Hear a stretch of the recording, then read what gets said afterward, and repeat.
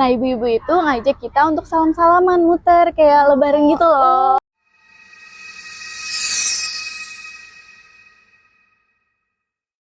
Halo Tagers, selamat datang di Gipots bersama saya Alia. Hari ini kita akan membahas hal menarik seputar program kerja dari salah satu departemen yang ada di HMGP Luminar nih, yaitu Departemen Sosmaling, Sosial Masyarakat dan Lingkungan.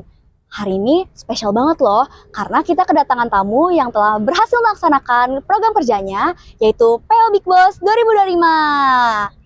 Bagi yang belum tahu, Big Boss itu apa? Big Boss atau Big Bakti Sosial merupakan program kerja dari Sosmaling yang bertujuan untuk menumbuhkan kepedulian sosial, semangat berbagi, serta rasa cinta untuk lingkungan di kalangan mahasiswa dan mahasiswi. Daripada basa-basi, yuk kita langsung kenalan sama PO Big Boss 2025.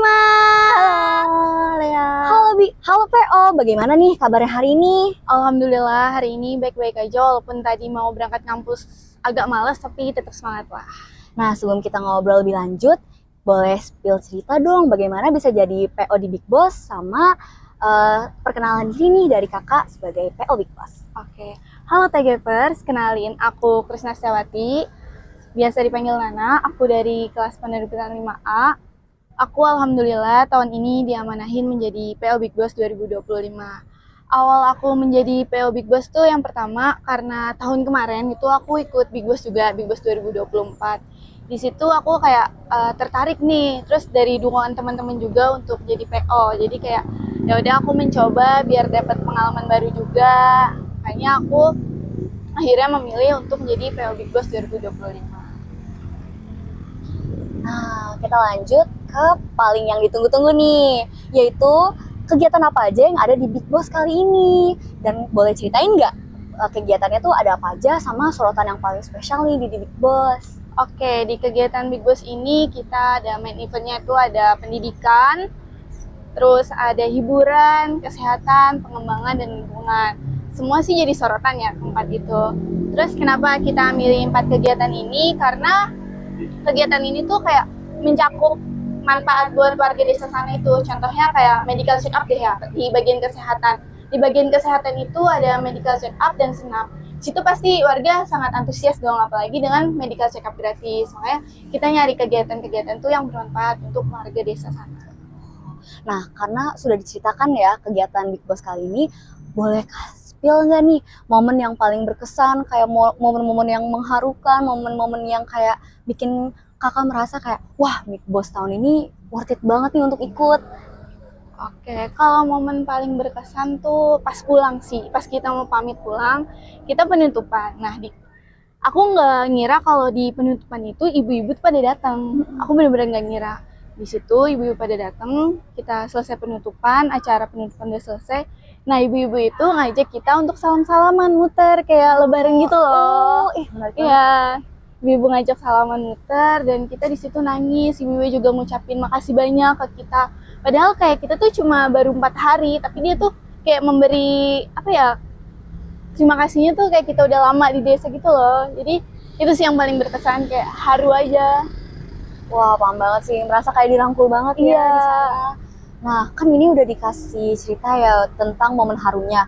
Selama kegiatan di Big Boss, ada nggak sih kesalahan atau hal-hal yang terjadi yang cukup tidak mengenakan di saat di sana? Dan selama terjadinya hal-hal seperti itu, bagaimana nih kakak mengatasinya dan tim-tim kakak di Big Boss?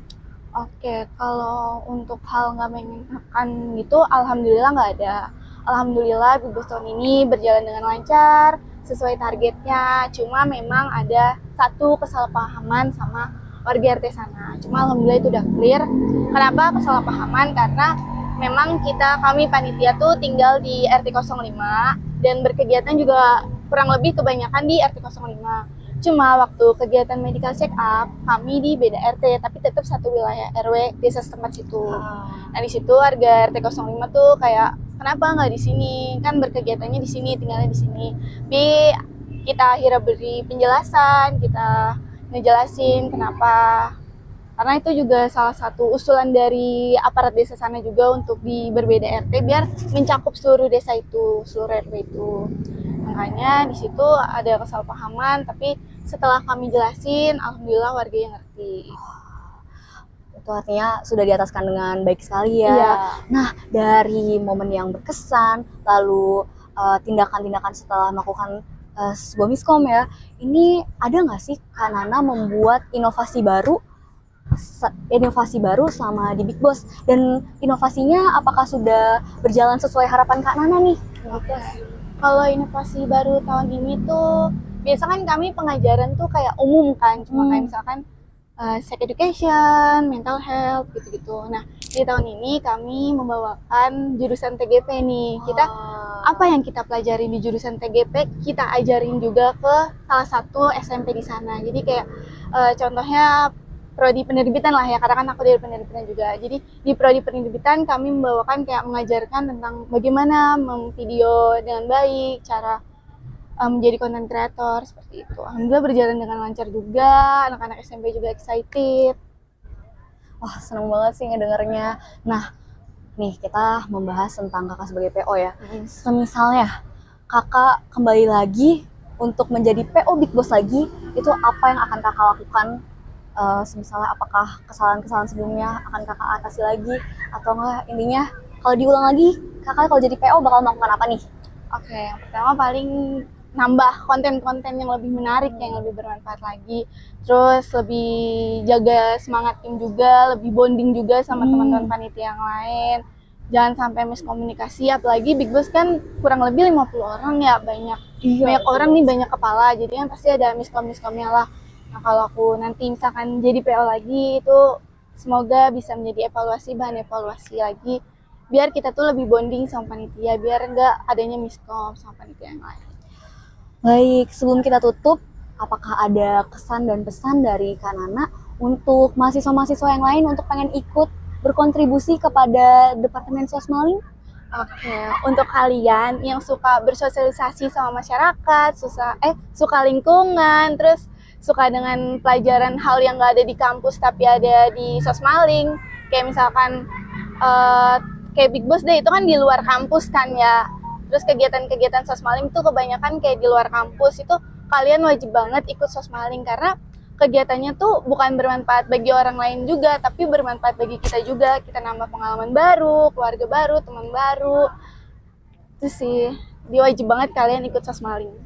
Nah, kalian udah denger kan dari Kak Nana, untuk yang pengen ikut berkontribusi dengan Sosmaling, boleh langsung ikut ya. Wah, makasih banyak Kak Nana atas obrolan yang insightful banget nih tentang Big Boss kali ini. Terima kasih kembali juga ya. Oke, dari cerita Big Boss tadi kita belajar bahwa kontribusi sosial itu nggak perlu ditunggu nanti, karena dari keputusan sekecil apapun kalau dikerjakan bersama-sama, apalagi secara konsisten, itu bisa berdampak banget untuk orang lain. Itu saja dari saya, Lea. Terima kasih semua yang sudah menonton episode Gipots kali ini. Sampai jumpa di Gipots berikutnya. Tapi jangan lupa untuk like, comment, and subscribe untuk konten-konten berikutnya di YouTube HMGP PNJ. Bye-bye semuanya.